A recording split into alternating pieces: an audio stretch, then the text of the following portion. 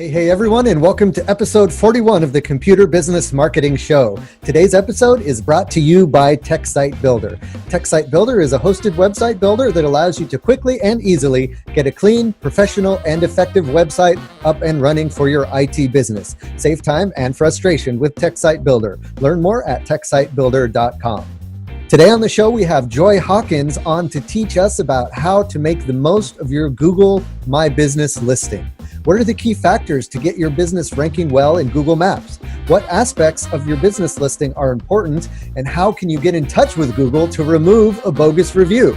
Plus, we'll talk about what proximity marketing is, and we have a big announcement about the event in Chicago this year. All that and so much more coming up right now.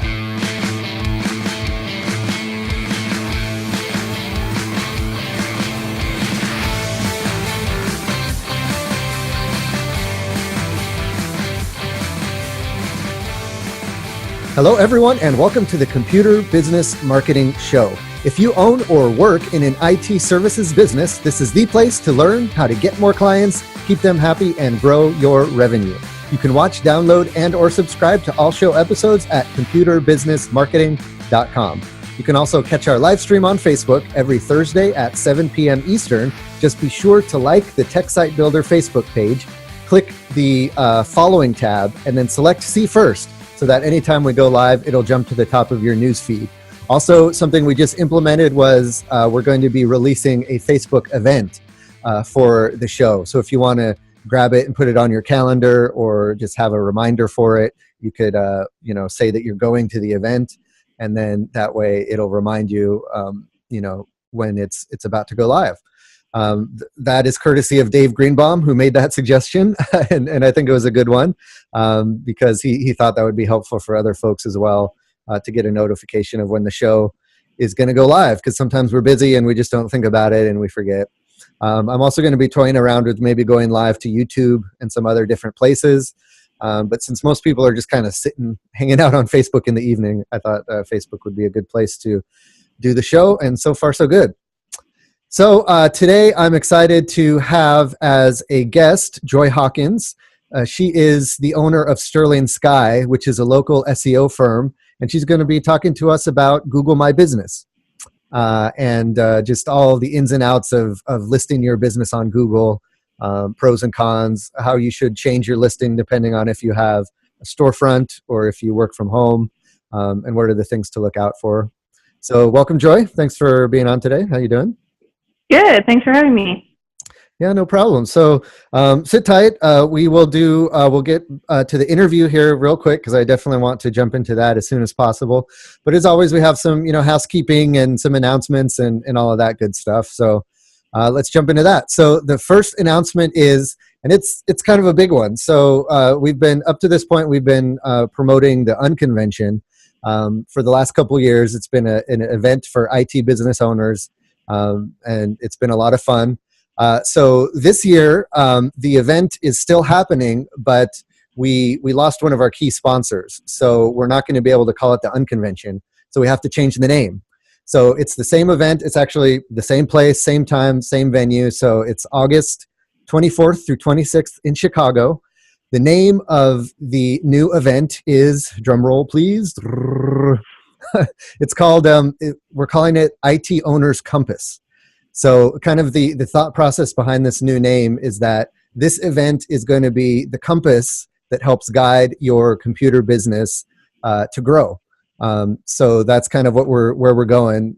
You can check it out. The website is live at itocompass.com. And it's going to be the event that's going to help navigate your IT business to success.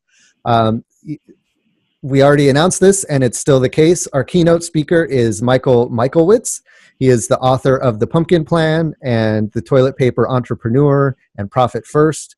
A lot of great books. He is a former IT business owner who found success with his business and now writes books on entrepreneurship.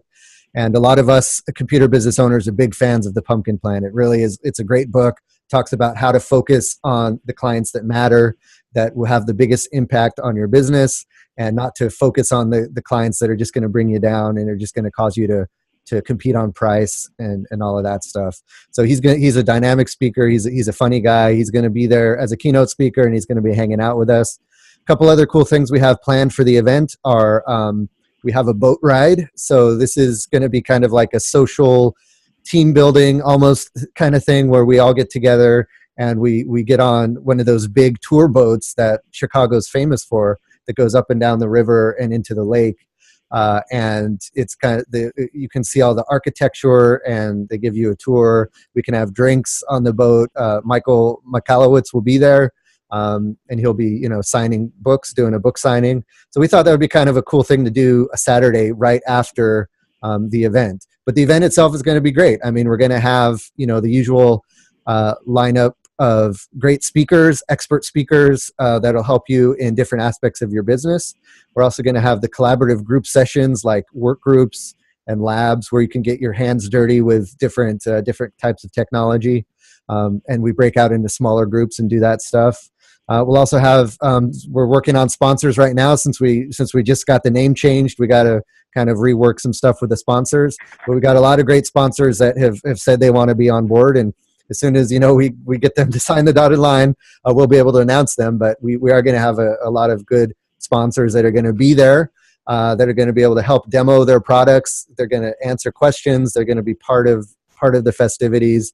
They're going to be kind of walking amongst everybody. So it's a great time to mingle with your favorite sponsors and vendors. And if you have anyone that you want to suggest that we reach out to become a sponsor of the ITO Compass event, let us know. We're kind of, looking for any vendors who want to have an opportunity to really kind of get with the people that their products are made for. And that's you guys, the computer business owners. So the final thing is the tickets are on sale now. So you can now go to itocompass.com and click the early bird button there, and you can get your tickets. So we want you guys to start getting your tickets now. The venue that this is being located at is it's actually a hotel and a co-working space all together, and it's the WeWork. So we're having the event in a WeWork co-working space, and we have the entire space open for the entire event for the whole weekend. And it's multiple floors, lots of open spaces, and lots of offices we can go into and have breakout meetings if we want. So that's the WeWork Kinsey is the event location, and then in the same building is the Kinsey Hotel. And we've partnered with them to get some super big discounts on rooms. So it's great. You stay in your room, you walk down the hall, and there you are at the event space. But yet we still have a very cool kind of hip space to have the event in, so that we can be comfortable and we can have a lot of fun. So I'm really excited about that. So grab your tickets now. We actually have some incentives for people who buy early. So the first 25 people who buy their ticket to the IT Owners Compass will get not only the discount for early birds, but you'll also get VIP seating in the main room of the event. So for things like the keynote and some of the other speakers, you'll get prime real estate for the seating. And you'll also be entered into a raffle that we're going to have. So we're going to have different opportunities for you to get a raffle ticket.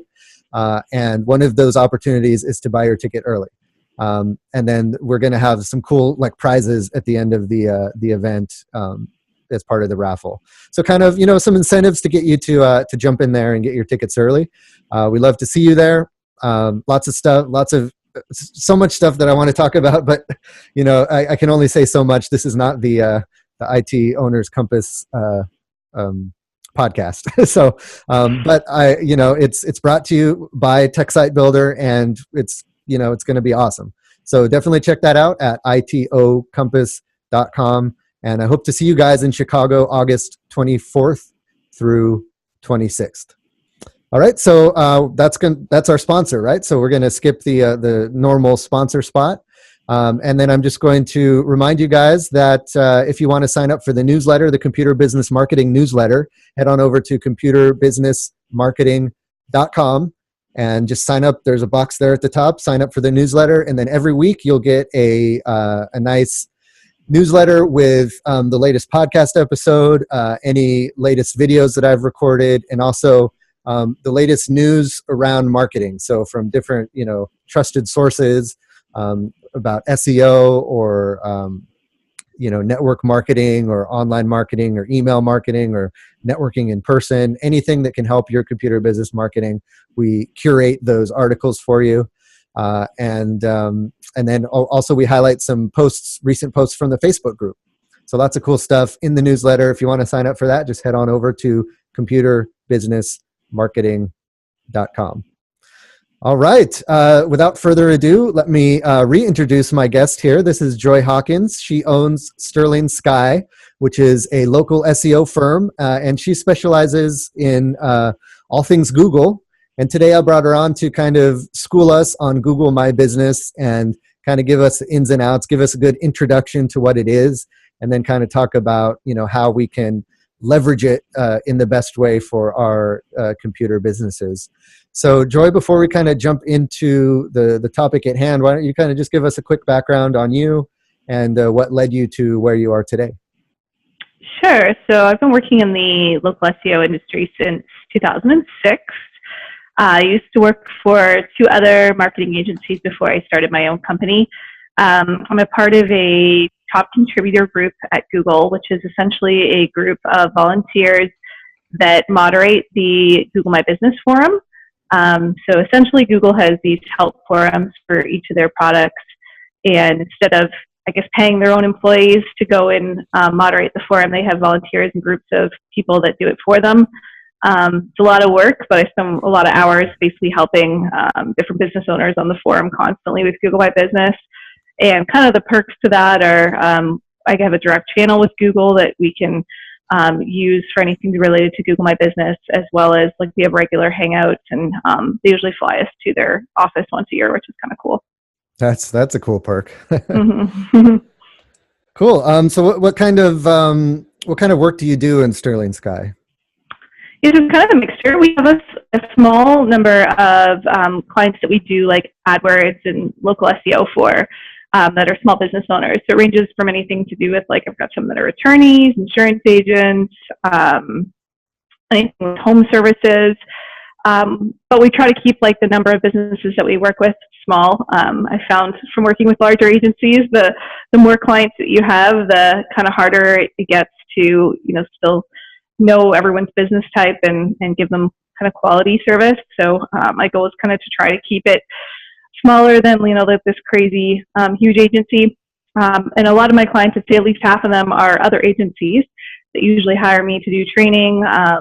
They send me their worst case scenarios, things that they can't figure out. We do a lot of auditing and consultations and stuff. Oh, that's and cool. Yeah, and then I have a local SEO training guide called the Expert's Guide to Local SEO, which is sold online through an organization called Local U, and it's a 230, I think now, page manual all about local SEO, Google My Business. Definitely not for someone that has never done SEO before. It's assuming that people have a basic knowledge of SEO and kind of want to know what else, and they want specific stuff to do with local SEO and strategies that they probably wouldn't know. Cool. So it sounds like you're able to kind of see a lot of different scenarios of what's working and what's not working and where the pain points are, and working through all that stuff. Yeah, we like to do tests a lot. So we're constantly testing different things and saying okay, does this impact ranking or does that impact ranking, and ruling things out rather than just, believing everything that you read online. You can unfortunately waste a lot of time if you just believe stuff that's out there, especially if it was written, 3 or 4 years ago. And unfortunately, especially with anything online, it moves so quickly that, like you said, things that were, true a couple years ago, could not be true now, and things change so rapidly. You just got to test. And even, even something now that works for one business might not work for your business, because it's, it just depends on your clients and all of that stuff. Definitely. Okay. So let's get into Google My Business. So, we haven't really had an opportunity to talk about this topic yet on the show. So maybe we just kind of start basic and give folks an introduction. And I know folks listening might, be wanting the advanced stuff, and we'll get to that as well. But just to kind of start out, what, in your own words, what is Google My Business, and why should business owners care? It's basically just a platform for business owners to manage listings for their business that appear on Google Maps.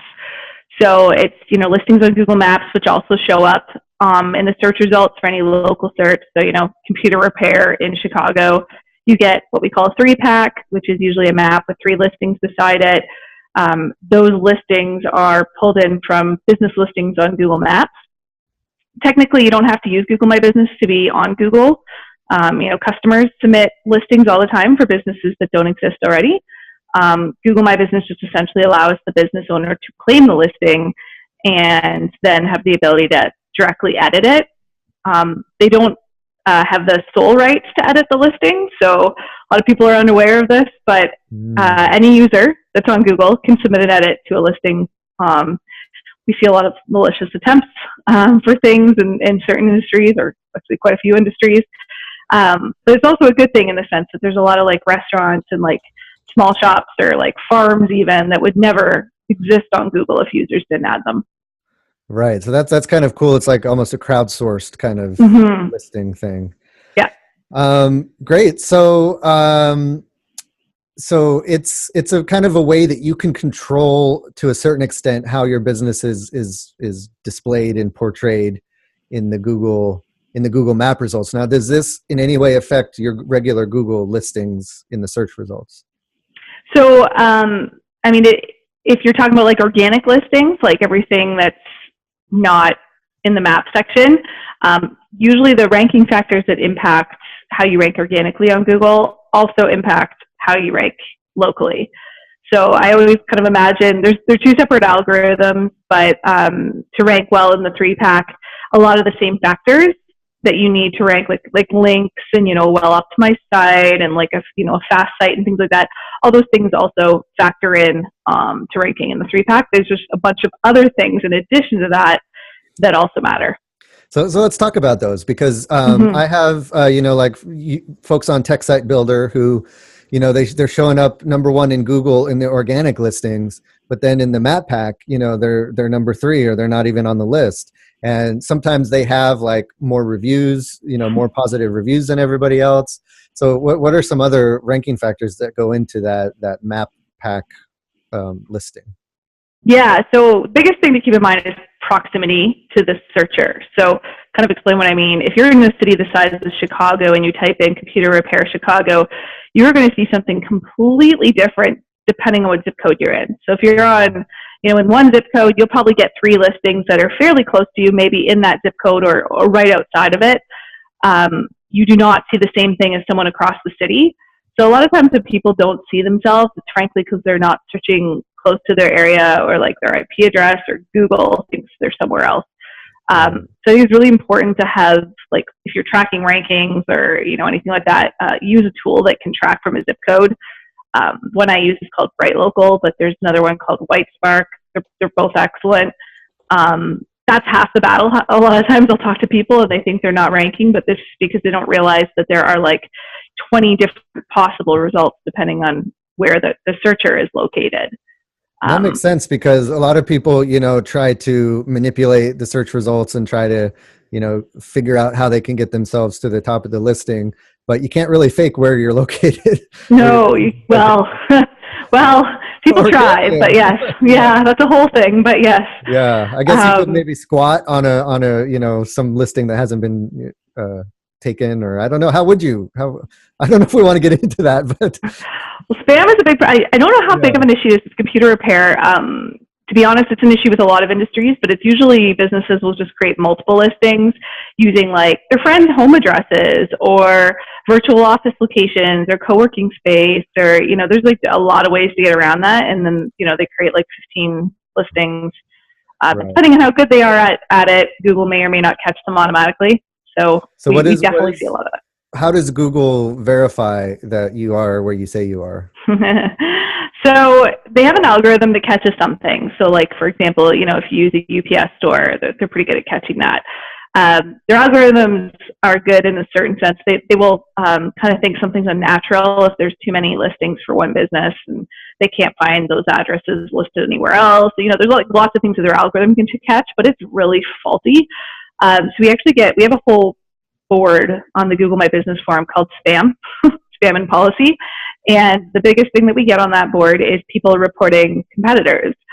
So that is the biggest thing that we see for Google taking down and removing listings is competitors.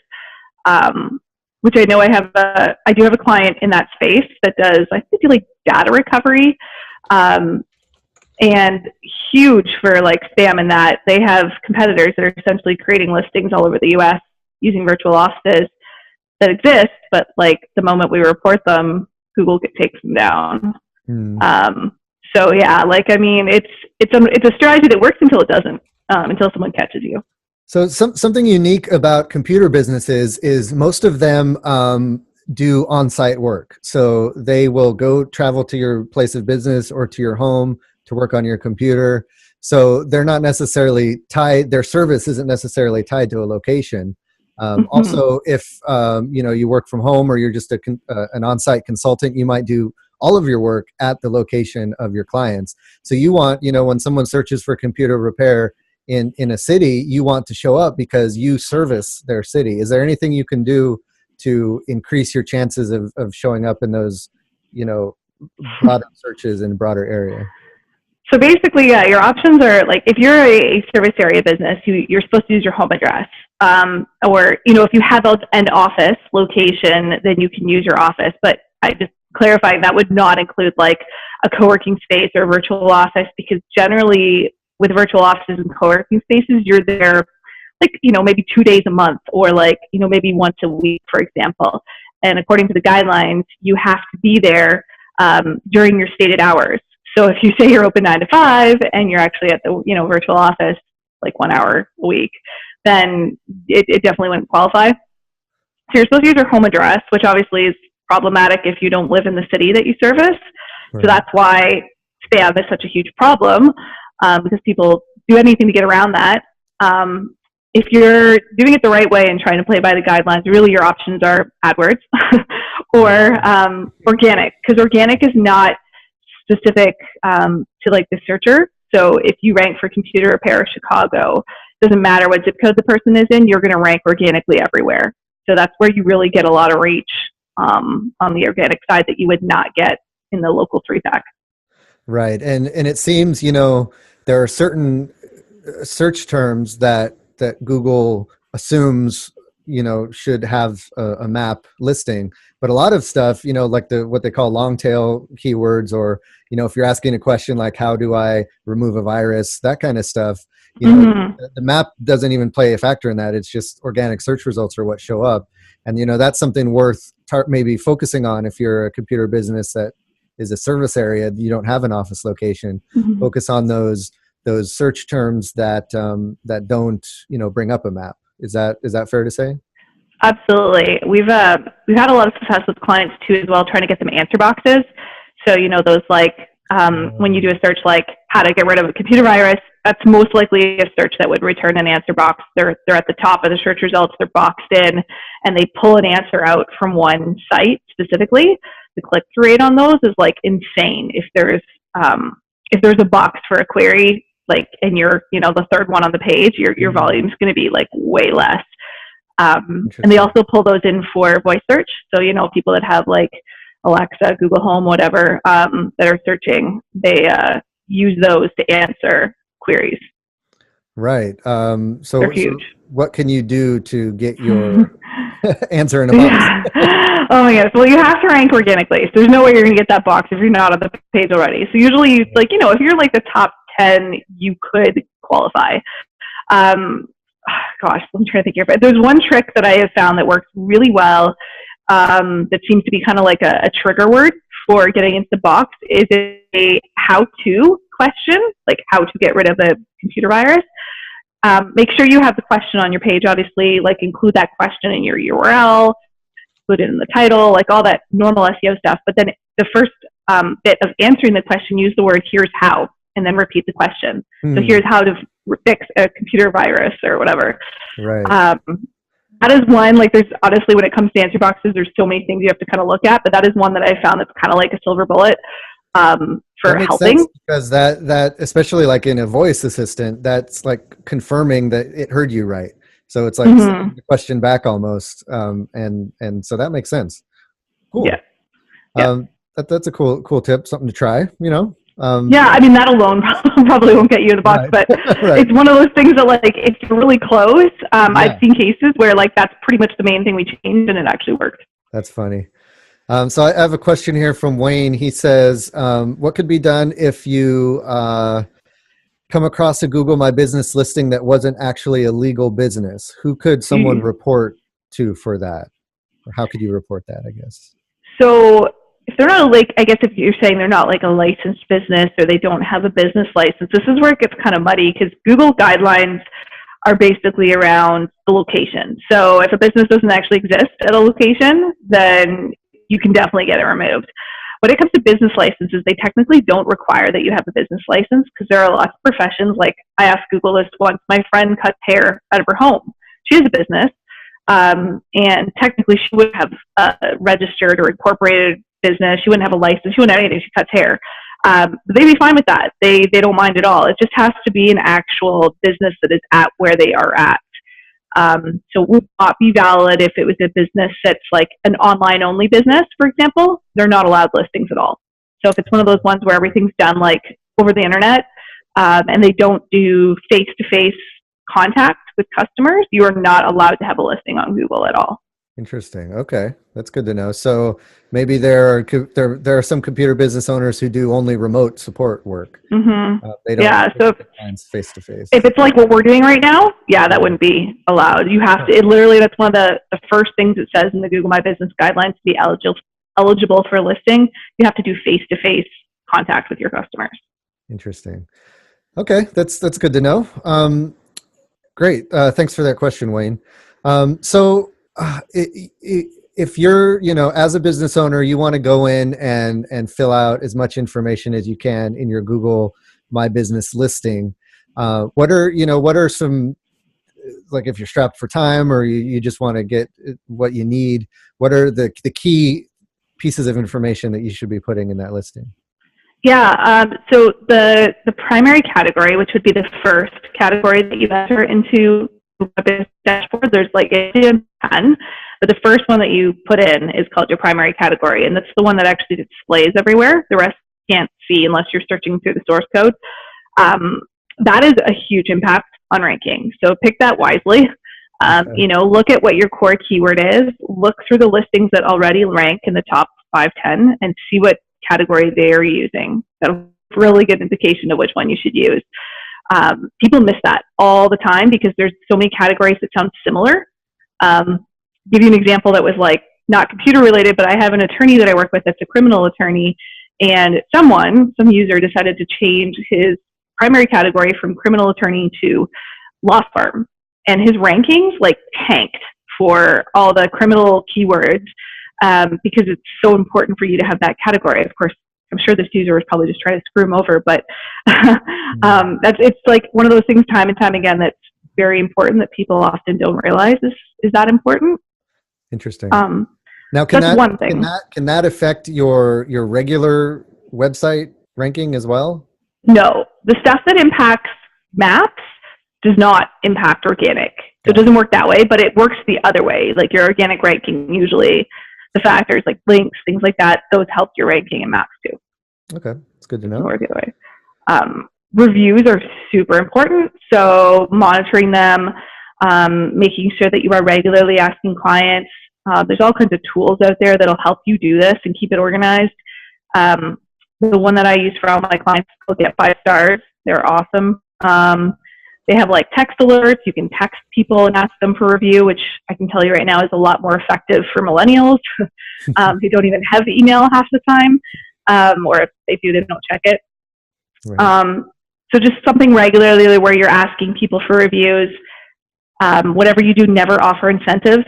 I've actually seen a few, we have several people on the forum that have reported businesses for offering like discounts on like their next repair, or like, hey, we'll give you $10 off your iPhone screen crack if you leave us a 5-star review.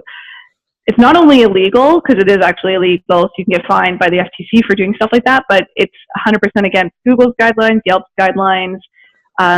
If they catch you incentivizing for reviews, they actually remove all of your reviews that they can distinguish were within the time period that you were offering incentives. So do not do that. So you want lots of reviews and good reviews. If you have, negative reviews, is that going to negatively affect your ranking as well? It won't affect your ranking negatively, but it will probably hurt your conversion rate, right? So depending on the volume. So just to clarify, if you have 100 reviews and 5 of them are negative, that is not a problem at all. Where it's a problem is if you have 5 reviews and one of them is negative, then it's the ratio, which is why it's important to have volume. But I think the average rating that you actually want to try and get is 4.2 to 4.5. That's actually ideal for, maybe it's 4.3 to 4. I can't remember exactly, but it's not 5 stars. 5 stars, actually, people will be kind of skeptical because there is no such thing as a perfect business.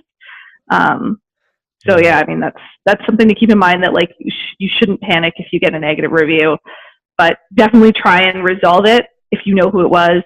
Try and reach out to them, try and fix the problem. A lot of times people will actually revise the reviews if you actually address their concerns. So, I mean, it's a really good business kind of thing to do, more so than, just worried about ranking. Cool. And there are also things like Google Posts, and, they're coming out with new stuff all the time for the local listings. Is any of that worth looking into? Like, if you have a blog on your website, should you be, writing Google Posts on your business profile? Definitely use Google Posts. They're a really good way to lift click-through rate. We actually did a study that I posted on Search Engine Land because I have a column there, and it does actually impact ranking a little bit, not a ton. So don't think you're going to bump up 10 spots when you start posting, but it does have a minor impact, and it's a really good place to put coupons and offers. So use posts for promotional items, anything that's specific to the time of year, Christmas things, or anything that's seasonal. And I know we've used it as well for reviews. We actually highlight people's accomplishments and awards and stuff there. And that's worked really well. Whatever you do, don't use it for research pieces. So how to fix your computer, or whatever, those types of posts don't generally do much. Okay. So kind of quick, quick, easy. This is more about our business, and this is, what we're about, and our awards and our specials and stuff like that. Yeah. Okay.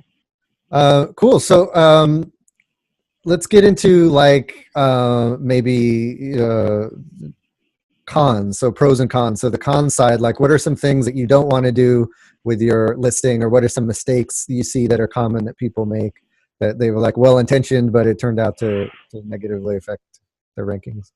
Yeah, I mean, especially for people that are hiring SEO companies, knowing what they're doing is really key. Unfortunately, I feel in the SEO community, it's kind of like used car salesmen. There are more bad people out there than good. So it's kind of like a slimy industry. And there's just so many companies, and if it's too cheap or, really low cost, there's usually a reason for that, because it usually means they're doing nothing or close to nothing. Careful. I've talked to a lot of businesses that have really fake reviews and things that got taken down, and they didn't even know that the company they hired was posting reviews for them. So, knowing what they're doing is very key. Whatever you do with, if you get a negative review, I guess this would be another thing not to do. Don't respond to it right away. Calm down and make sure you think of the response first. Probably the number one thing I see people do wrong is they get defensive in their, oh, this isn't a customer, or you never did business here, or that definitely didn't happen. And you cannot argue with a person that left you a negative review. It does nothing good for you. Nothing. It will literally, the person doesn't get an alert that you responded, so you don't get the satisfaction of pissing them off, and your future prospects will see it and just kind of go, it just gives you this kind of not good feeling, I don't want to work with this business if this is how they're going to be. They won't even take responsibility for their actions and stuff. So Yeah, when I'm looking at reviews and I'm looking at a company that responds to a negative review, I like to see that they're trying to make it right. Like they're saying, hey, we understand your frustration. Let us, make it up to you. Come in and we'll give Hmm. you half off of your next service, or we'll try to do it again for you, and we won't charge you. Some kind of way that they're trying to make it better, because that makes me feel like if something does go south, they'll be willing to work with me and work through it and not just argue with me, which doesn't make Yeah. No, definitely. And like, so this is the thing that comes up a lot is people freak out because they get reviews from people they know aren't clients for whatever reason. Yep. So that's one of the biggest things we hear a lot of there. We get so many complaints on the Google My Business forum from businesses. They're like, oh, this, Doug Pearson left me a review and I don't have any clients by that name and he's not a customer and I want Google to delete it. Couple problems with that, unfortunately, is that people use anonymous names. So his name may not be Doug Pearson. So Google will not remove it for that reason. The other thing is, even if it wasn't a customer, like there's no way to prove that to Google. Right. So your best thing is really to pretend like they are a customer, even if they're not. And I mean, if you know they're not a customer 100%, I would just reply and offer them a refund because, 100% of zero is zero. So Nice. you don't have anything to lose. Yeah, and then Dave asked a similar question. What happens for reviews that is obviously not about your business? Those usually can get removed. So I had one earlier today that someone posted on the forum that was for a furniture business, and the review talked about vegan products. And he's like, I don't sell food. So I mean, stuff like that definitely would be removable if the process, you're supposed to flag it inside the dashboard and then wait 3 days. And then if it's not removed, you can reach out to Google My Business support and give them an explanation for why it should be removed. So don't reach out to Google My Business support unless you've waited 3 days, because someone's supposed to look at it in that 3-day period. And sometimes you do need context for them to figure out what's going on, which you can't really do with a flag. So a lot of times we do end up, contacting Google My Business support, but that's kind of the process that you should take. And where do you find that? How do you find that support? So there's 4 different methods. So live chat, they have a chat option, which sometimes comes up as an option inside Google My Business, which is by far the best. But there is also Facebook. So Google My Business, there's a page, I think it's facebook.com/Google My Business. And they're really good. The reason why they support for Facebook and for Twitter is kind of better than phone support is the employees are here in the US, whereas their phone support is outsourced over to India. And just the language barriers and stuff. I used to use phone 2 years ago. I've used it for 2 years. And I used to have to repeat myself. And it was just, I've heard they have a really bad reputation, their phone support. But Facebook and Twitter are great. The only kind of caveat to that is that you do have to wait usually 5 days to get a response. They're really slow due to the volume, because idiots like myself went out and told everyone to start using Twitter, and then they got backed up. Right. So it used to be really fast. 6 months ago, I would get replies within an hour or two, and now it's 5-6 days on Twitter. Twitter is at Google My Biz, BIZ. Cool. Dave's is coming with some good questions. Another question he asked is, does it matter, for a comment that you want to get removed or get flagged, does it matter if you flag it more often or if you tell your friends to come and flag it? In my experience, no, but in other people's experience, I've heard that it does. Honestly, you'd be better off just contacting Google My Business, because normally multiple flags just makes it maybe get there faster or have someone review it faster. But if they need context, you need to provide that to them. You need to be able to explain why it's definitely not a review that should be on there. Right. So I find reaching out to Google My Business support and just giving them the reason, this is the review, this is why it should be removed. And then you get an answer too. So you're not just sitting around waiting. They'll actually reply to you and be like, yes, we removed it, or no, we did not remove it. Do you have an idea what's going on? Okay. And are they good at providing a reason why they're not able to remove it? Sometimes they do. Right. Sometimes they're like, it just gives you Depends this on the mood. generic. Yeah. Sometimes they're like, sorry, we don't have enough evidence. Da, da, da. Or, they're kind of templated responses. We didn't find it violated our guidelines. Um, it is really important to kind of read the guidelines too. Like they have guidelines for reviews and what you can and can't do. Unfortunately, being mean in a review is not against Google's guidelines. So like people get upset. They'll be like, "I slammed her," and you can't do that. And there actually isn't a guideline against like calling someone a name. Interesting. Unfortunately. Yeah. Okay. And I guess the best you can do again is to have like a pleasant response and Mm-hmm. do the best you can in your response to Yes. that. Always be cheery. Yeah. It's hard, but Yeah, oh, I know. I've had it. Like, I had fake reviews actually, like a few weeks ago, and luckily I was able to get them removed. But I was like looking at them, I was annoyed, like, the fact that someone could just go on there and post negative reviews, and it's not even anyone I've ever talked to. So, yeah, I get it. it's the internet for you. Yeah. Yeah. All right, Terrible. great. Lots of great tips. We're going to wrap up the interview, but stick around because I do want to get your thoughts on a couple of the posts from the Computer Business Marketing Group. Before we do that, though, I just want to do a quick shout out to our second sponsor, and that is TechSite Builder. You guys know TechSite Builder. It's the place to go to get more clients for your computer business. That's right. With a TechSite Builder website, it'll allow you to not worry about what you need to put on your website and how you need to make your website more effective. Don't worry about the SEO or the speed or the security. You just know that when you sign up for TechSite Builder, your website is set up for success from the beginning. And then through what you learn here on the Computer Business Marketing Show and in other places, you can put the right content on your website. You can craft a great message. And then you can rest assured that the TechSite Builder website is structured in such a way that it's going to set you up for success. And that's really the goal of TechSite Builder, is to give you an effective website, and the end goal is so that you can get more clients. So people will find you easier on search engines. They'll be more enticed to click on your website, and then through the way the website is put together, we make sure that your contact info is front and center. There's not a lot of clutter. It's very clean. And then that way, people can just get the info they need and then contact you when they're ready. And you can close the sale. Now, we can't help you close the sale. That's something that's up to you. But we kind of help you with everything else with your website. So it's a very affordable website builder platform. Starts at just $19 a month.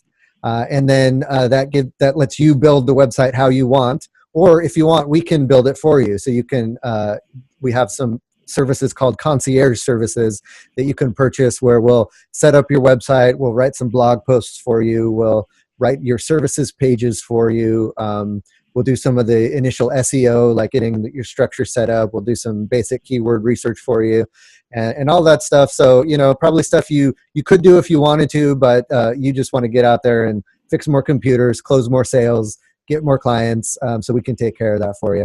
So if all that sounds good to you, if you're just not happy with your website, if it's not working well for you, check out TechSite Builder. We have a 30-day money-back guarantee, so there's no risk. You can try it out, and if you don't like it, just let us know, and we'll refund your money. So it's kind of a win-win, no-risk situation. Just go ahead and try it out.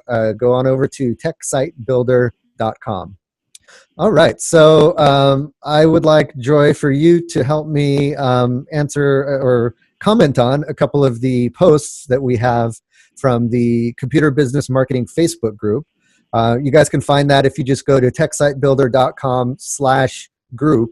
That'll take you straight to the Computer Business Marketing Facebook group. Lots of great questions, lots of great articles from around the web get shared in that group. Sometimes folks will go, record videos with tips and tricks, and they put it in the group, and that's awesome too. So lots of good stuff happening there. One post I wanted to bring up, because I was kind of not quite sure what it was talking about, was our friend Dave Molnar asked if anyone has tried something called proximity marketing. And I wasn't quite sure what that meant. I thought maybe it could have meant like Google Maps. But it turns out that I guess someone mentioned that it's It's basically where you can like set it up so that when one of your customers is near your shop or they walk into your shop, they get a pop-up or maybe like a coupon or something. And I see it happen to me when I go to a Verizon store, because I think it's just baked it into my Verizon phone. I didn't do anything to make it happen. But anytime I'm near a Verizon phone store, I get a little notification saying, hey, try out the new Samsung phone for 25% off or whatever. So I think that's what that's talking about.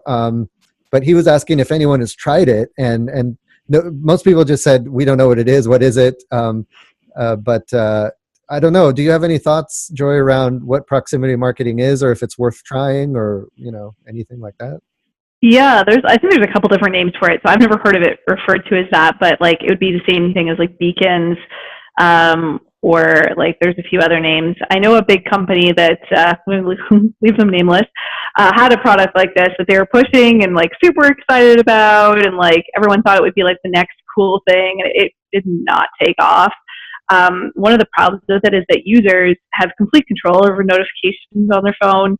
So if you install a new app and it starts sending you push notifications that are annoying, people turn them off. So a lot of the apps that some of these partners work with are either apps that aren't overly popular, or again, like apps where the user can control the push notifications. So I think the amount of success that I've heard from this has been minimal to none. Other thing to keep in mind is if you're like a service like computer repair, it's not something like Starbucks where you can just kind of prompt someone as they're like walking by to like stop in and get coffee. Right. I mean, to go exactly. Yeah. So that's where you kind of want to do more like look at or AdWords or things like that, where people are searching specifically for your service. You'll get a lot better ROI. Interesting. So Dave Greenbaum mentions that he has the Google beacon at his office, and it's what tells someone how busy a business is. Yeah, so there are definitely, like, as a business, I would absolutely order a Google beacon. They're kind of cool. I'm not really sure exactly what Google has planned for it, but I think it's something just so that Google has more data about your business, and I'm sure there's no negative there. But I was kind of more referring to like buying ads through things that use like apps to try to push notifications to users. Google is kind of the oddball in that case. They have a lot of data about people, so they have in a lot of ways to reach people. Yeah. So they're one more claw that Google gets into you. Yeah, Google Beacon as a business, I would definitely sign it. It's free, so I mean, why not? Cool. And do you get a device, or is it just? Yes. How do you set that? Yeah, it's like I haven't seen one like specifically. We have lots of clients we ordered them for, but it's like a little device that you stick in your office. It comes with instructions and tells you like where to put it. Cool. And yeah, it's I'm sure going to be used in the future once they have enough data. Right. Cool. Well, so there you go. That one might be worth checking out. But all the other stuff, it sounds like probably not a good fit for computer repair. Yeah. Another post we had in the marketing group is a question I asked, and I just wanted to get it was an open-ended question, no right answer, but what I asked was, what was the most important asset in your business marketing? Just something to get you thinking about, what you use in marketing and what is important in your marketing and what you can't do without. So I just wanted to read some of the answers I got. John said existing clients, which is really good. I really like that answer. Existing clients should be a huge asset to your marketing, because not only will they spread the word about your business for you, but you can also market additional services to them, and they should keep coming back to you for additional things. So it's kind of a twofold. There, you can market to them a lot easier than you can to a new customer. Plus, they can also market for you by talking about your business. So I thought that was a cool answer. Let's see. Michael said it's his company's image.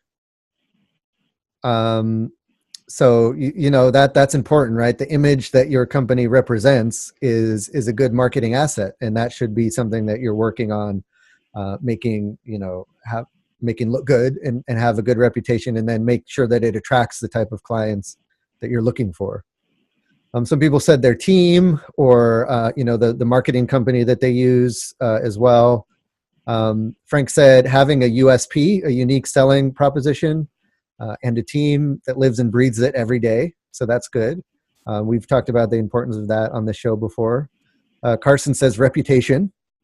That's a good asset. So people are thinking, kind of not like physical assets, but more, intangible assets. Dave says patience.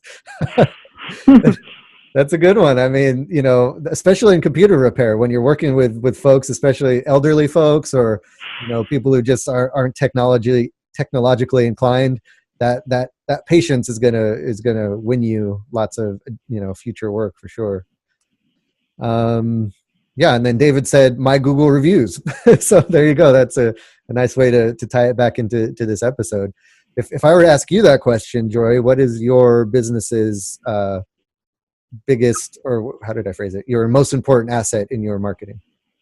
Yeah, I'd probably say reviews as well. I mean, that seems to be like the one thing that kind of carries you. And I mean, obviously, like some of those answers were, your reputation and like how other people speak of you.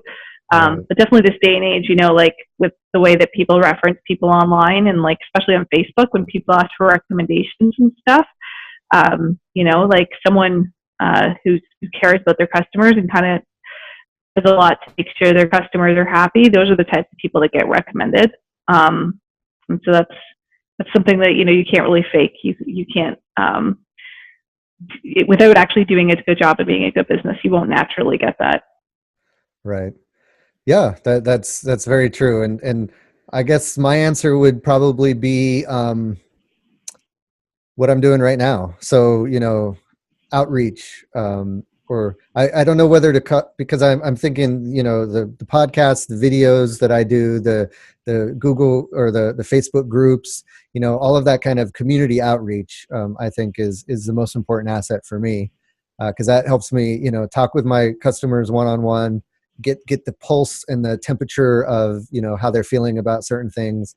And then, through the podcasts and stuff, I can interview great guests, and, learn lots of stuff and teach people lots of stuff. And then they ask questions, and it's just it's a community thing. So I really value the community. Let's see, I got a couple more before we wrap up. Dave is just on fire tonight. He's got a couple more questions. He's wondering if you can briefly go over the new Q&A function and whether we should be creating our own Q&A in Google Business. Yeah, definitely. If there aren't customer questions on there already, definitely submit some. You can actually submit questions and reply to them. I'd probably submit them with a different profile than the one you use to reply to them, because you reply to them from the one that you use to manage your listing so that it shows up as the business owner replying. But essentially, you can actually manipulate how they show up. So if you have a question and you upvote that question, like there's a little like button on it, it actually causes that question to show up in your knowledge panel on Google. So when someone searches your business name, so it's really cool because only one question can show in your knowledge panel. So think before you pick one, which one you want to show up. And then also same with the answer. If you upvote the answer will also show up in your knowledge panel. And then I think if you start to get multiple questions with multiple answers, the one with the most upvotes will be the one that shows. So it's kind of shocking actually how much upvoting influences the positioning. You think, but I guess it's not really something people are spamming yet. Right. Once it happens, they'll adjust it. Yeah. Like always. Yeah. But definitely post if there are not Q&A on your listing. I would post them because I think they're useful and helpful to users. I don't see any reason why you wouldn't. And then definitely monitor it, because this is the number one thing I see is I see questions unanswered all the time on people's listing. And if you're not monitoring it, also Google's prompting your customers to answer them. So I've seen this go south where the only responses to the questions are bad, and there are people that had a bad experience with the business that are responding, and that's not what you want. The good news is like you can flag questions and answers, and Google seems to be very fast at removing them. So I've done that on a few occasions, and like it's gone within like 48 hours. Yeah, it sounds like it's something that's still new, and they're even Google is still kind of testing out the best way to implement it. But something worth testing out. It sounds like. Yeah, you need to have the Maps app, the Google Maps app on your phone. and you need to be logged in as the business, like the same account that you use to manage it. Otherwise, you won't get notifications. They don't show up anywhere in the Google My Business dashboard currently. Interesting. Okay, cool. Well, thanks, Dave, for all the great questions. Definitely some good stuff there, and thank you, Joy, for an awesome episode. Lots of great little tidbits and tricks, and it just kind of helped me understand the relationship that the Google Business Listing has to different areas of your business and the maps and the organic search results and all of that stuff. If folks wanted to reach out to you or follow you or learn more about your business, what's the best place they can do that? I'm super active on Twitter, so you can find me on Twitter at Joy Hawkins. My website, I think you already posted there, sterlingsky.ca. And then I do spend quite a bit of time over at the Google My Business forum, so if you ever post over there, you may interact with me there if I'm the one that happens to respond. Awesome. All right, great. Well, thanks for being on. We'll keep in touch. We're always looking, to bring guests on in the future. It sounds like you've got quite a wide breadth of knowledge about lots of different things related to Google. So we'll definitely want to have you back. Well, thank you for having me. Yeah, thank you. And thank you guys for listening and watching the Computer Business Marketing Show. Let's keep the conversation going. Head on over to, if you're listening to this in the podcast, the audio format, then when you're done, head on over to computerbusinessmarketing.com and head on over to the show notes where we have all the links we mentioned. And also you can let us know what you think. If you have any comments or questions about Google My Business or anything else local SEO related, you can leave comments on the show notes page. Also, don't forget to check out the Facebook group. That is Computer Business Marketing. You can just search Computer Business Marketing in Facebook or go to techsitebuilder.com/group.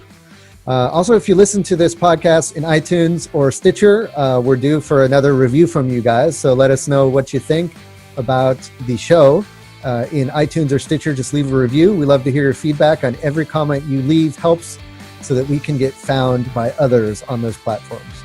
Finally, don't forget to check out itocompass.com. That's the IT Owners Compass event. And that is going to be the event this year in Chicago, August 24th through 26th. Definitely looking forward to seeing you guys there. And also, thanks to TechSite Builder at techsitebuilder.com. Thank you guys for checking out the Computer Business Marketing Show. My name is Matthew Rodella saying, here's to your success.